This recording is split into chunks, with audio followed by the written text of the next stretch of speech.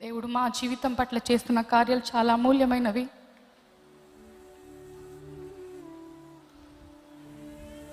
దేవునికి ఎంత కృతజ్ఞతలు చెప్పినా నా జీవితంలో తక్కువే.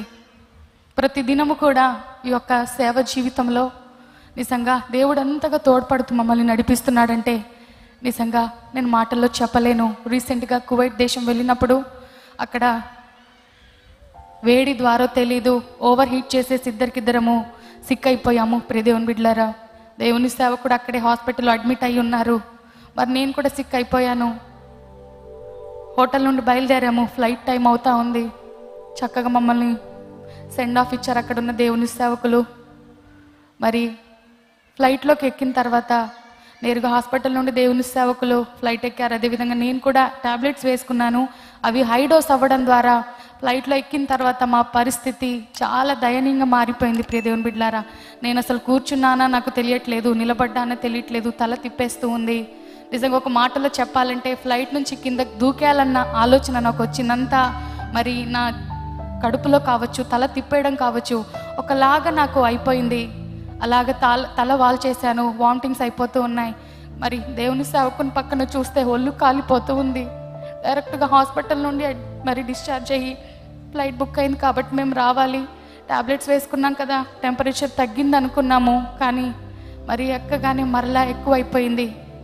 నిజంగా ఎలాగ మేము వచ్చామో దేవుని కృప ద్వారా దిగాము. హైదరాబాద్లో దిగి వెంటనే మా వదిన గారు షకీనా గ్లోరీ గారి దగ్గరికి వెళ్ళాము. ఆవిడ మా పరిస్థితి చూసి అసలు మీరు ఎలా వచ్చారు ఇంత దారుణమైన పరిస్థితిలో అని మమ్మల్ని మరలా ఇక్కడ ఆల్నైట్ ప్రేయర్ ఉండింది, మేము రావాలని బయలుదేరుతుంటే మమ్మల్ని బలవంతంగా ఆపేశారు. ఈ పరిస్థితిలో మీరు వెళ్ళకూడదు, మీరు వెళ్ళిలో నిలబడలేని పరిస్థితి, మాట్లాడలేని పరిస్థితిలో ఉన్నారని మమ్మల్ని ఆపివేశారు. దేవుని బిడ్డలారా, ఎందుకు ఈ మాటలు చెప్తున్నానంటే ఇదేదో మేము గొప్పగా చేస్తున్నామని కాదు, చాలా తక్కువే. కానీ ఇటువంటి పరిస్థితులు మా జీవితంలో ఎన్ని ఉన్నా అవేవి కూడా ఎప్పుడు చెప్పలేదు. దేవుడు చేస్తున్న కార్యాలను పంచుకుంటున్నాం కాబట్టి ఏ ఒక్కరు కూడా ఈ పరిచర్య పట్ల మరి తప్పుడు నెగిటివ్ అభిప్రాయాలు కలిగి ఉండొద్దని మనస్ఫూర్తిగా కోరుకుంటున్నాను.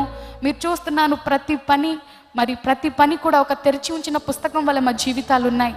ఒకవేళ ఎవరైనా మా గురించి నెగిటివ్గా మాట్లాడుకుంటుంటే మీకు తెలిసింది మీకు చెప్పండి.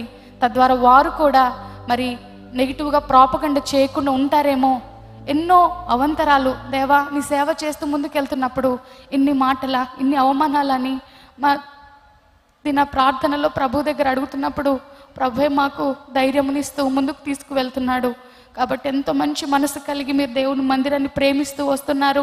నిజంగా మీరు చేస్తున్న సహాయం వల్లే ఈ పరిచర్య ముందుకు వెళ్తుందండి.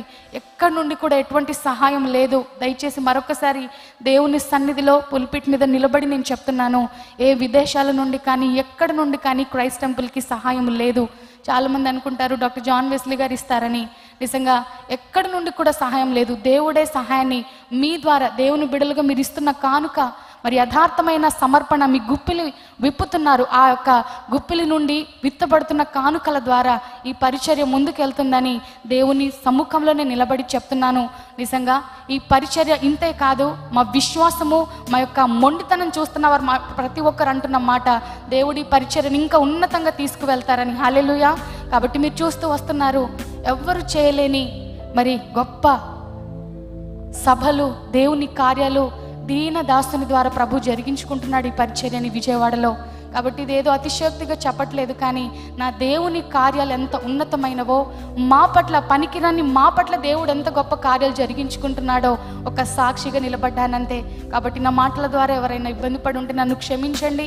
మరి రేపటి దినాన మొన్నే 10,000 మంది పైగా మరి చక్కని శ్రేష్టమైన ఆహారాన్ని, లవ్ ఫీస్ట్ని మరి దేవుని సేవకుని ఆలోచన ఒకటే, పెట్టామంటే ఏదో పేరు కోసం పెట్టామని ఉండకూడదు, ప్రశస్తమైనది ద బెస్ట్ మనం పెట్టాలి అన్న మనసు తనది. కాబట్టి మంచి ఫుడ్ని, లవ్ ఫీస్ట్ని సిటీకి ఇచ్చారు. అదేవిధంగా రేపటి రోజున కూడా న్యూ ఇయర్లో మనకు ఆనవాయితీ వస్తూ ఉంది. క్రైస్ట్ టెంపుల్లో దాదాపుగా 6 సంవత్సరాల నుండి చక్కని భోజనం ఫస్ట్ మీల్ న్యూ ఇయర్ రోజున మనం మందిరంలో తింటున్నాం. కాబట్టి సేవకునితో మీరు సపోర్ట్ చేయండి. మీకు తోచింది దేవుని పని కొరకు మీరు ఇచ్చినప్పుడు దేవుని సేవకుడు ఇంకను ముందుకు శరవేగంగా దూసుకు. ఎప్పుడు కూడా ఒక్క రోజు కూడా ఈరోజు ఖాళీ ఉంది కదా అని ఇంట్లో పడుకున్న రోజు నేను ఎప్పుడు చూడలేదండి. ఒకవేళ ఖాళీ దొరికిందంటే ఏదో ఒక మరి మెసేజ్ షూటింగ్ చేయడమో, వేరే ప్రాంతానికి వెళ్ళి మరి ఏదో ఒక కార్యక్రమంలో నిమగ్నం అవుతూ ఉంటారు. నాతో ఒకటే మాట అంటారు, దేవుని సేవకుడు మనకి రేపటి రోజు లేదన్నట్లుగా ఈరోజే మన చివరి దినం అన్నట్లుగా దేవుని సేవ చేయాలమ్మా అంటూ ఉంటారు. నిజంగా కొన్నిసార్లు స్త్రీగా మరి బలహీన పడుతూ ఉంటాను, పిల్లలను చూస్తూ ఆగిపోవాలనుకుంటాను. మరి మా కుమార్తె శ్రేష్టకి హెల్త్ బాగోదండి. తనకి న్యూమోనియా, లంగ్స్ ఇన్ఫెక్షన్ ఉంటుంది. మరి ఫ్రీక్వెంట్గా సిక్ అవుతూ ఉంటుంది. కొన్నిసార్లు ఊపిరాడని పరిస్థితిలో కూడా తనని ఆ విధంగా వదిలేసి మరి ఇచ్చిన మాట మేరకు చాలాసార్లు అనేక గృహాలు దర్శించడానికి సేవ పరిచర్యలో ముందుకు వెళ్తున్నాం. హుబ్లీ వెళ్తున్నప్పుడు మా పిల్లలిద్దరిని ఇంట్లో వదిలేసి వెళ్ళాము. వారి పరిస్థితి బాగోలేదైనా కానీ ఆ ప్రాంతంలో వెళ్ళి సువార్త చేయాలయ్యా, 3 దినాలు డేట్స్ ఆల్రెడీ ఫిక్స్ అయిపోయాయి, మమ్మల్ని వాడుకోండి ప్రార్థన చేసుకొని బయలుదేరాము. మీరు చూసారు, ఎంతమంది లైవ్ చూసారో హుబ్లీ మీటింగ్స్ది నాకు తెలియదు, కానీ దేవుని సేవకునికి నిలబడడానికి కూడా శక్తి లేదండి. కానీ 3 రోజులు గంభీరమైన వర్తమానం ద్వారా అక్కడ అనేక వేలాది మంది దీవించబడ్డారు. హల్లెలూయా. ఒక పక్క దగ్గొస్తున్న హాట్ వాటర్ తీసుకుంటూ శక్తి కొలది దేవుని వాక్యాన్ని అందించారు. కాబట్టి ఎందుకు ఈ విషయాలన్నీ చెప్తున్నానంటే ఇదేదో డబ్బు కొరకు జరుగుతున్న సేవ కాదు. కాబట్టి దేవుని ఆత్మ ద్వారా, దేవుని ప్రోత్సాహమును బట్టి, దేవుని కొరకు ఏదైనా కార్యం చేయాలని నిలబడిన మాకు మీరు ఇస్తున్న సపోర్ట్ చాలా గొప్పది. అందును బట్టి మీ అందరికీ నా హృదయపూర్వకమైన మరి ధన్యవాదాలు, వందనాలు తెలియచేస్తూ, దేవుడి సంవత్సరంలో మాకు ఇచ్చిన వాగ్దానము క్రైస్ట్ టెంపుల్ లింకను అధికము చేస్తానని, ఊహించలేని మేలులతో మరి మిమ్మల్ని నింపుతానని దేవుడు వాగ్దానం చేశాడు. ఆ వాగ్దానమైన ఎలా నెరవేర్చుకుంటారో మేమైతే కనిపెడుతున్నామో, మాకైతే శక్తి లేదు, జ్ఞానము లేదు, బలము లేదు, ఏ సామర్థ్యము లేని మమ్మల్ని దేవుడు ఈ విధంగా ముందుకు తీసుకెళ్తున్నాడు. ఈ సంవత్సరంలో ఆయన పాదాలు పట్టుకొని ఆయన కార్యాలు చూడడం తప్ప మేము చేసేదేమీ లేదు. కాబట్టి మాతో పాటు మీరు అందరు ఉన్నారన్న బలము మాకు ఒకే ఒక బలం అండి. పాల్గారు ఎక్కడికి వెళ్తున్నా ఎవరన్నా ఫ్రెండ్స్ గురించి చెప్పుకుంటారేమో, బ్యాక్గ్రౌండ్ గురించి చెప్పుకుంటారేమో, సేవకుడిగా నేను చూస్తున్నాను ఎక్కడికి వెళ్తున్నా నా సంఘము చాలా బలమైనది, నాకున్న సపోర్ట్ నా సంఘమే అని ఎక్కడికి వెళ్ళినా చెప్తూ ఉంటారు. దాన్ని బట్టి నేను దేవుని స్తుతిస్తున్నాను. హల్లెలూయా. నిజంగా చాలా మందికి ఏంటి ఇలా చెప్తున్నారు అన్నట్లుగా ఉండొచ్చు, కానీ అది నాకు చాలా గొప్ప సాక్ష్యం ఈ రోజున.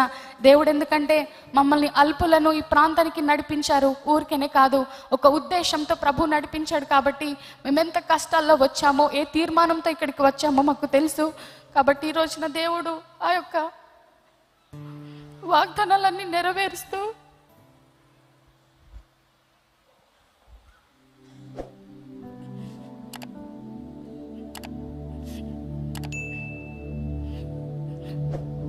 మమ్మల్ని ఒక పాత్రలుగా వాడుకుంటున్నాడు. కాబట్టి మా కొరకు ప్రార్థన చేయండి, ఆరోగ్యాల కొరకు ప్రార్థన చేయండి. మీకు తెలిసి వస్తున్నప్పుడు కూడా దేవుని సేవకుడు ట్రీట్మెంట్ తీసుకొని టాబ్లెట్స్ ఇంజెక్షన్ చేయించుకొని దేవుడు పరిచర్యకు వచ్చారు.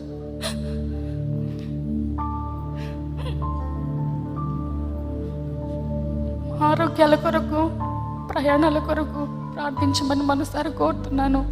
దేవుడి మాటలు దీవించునుగాక.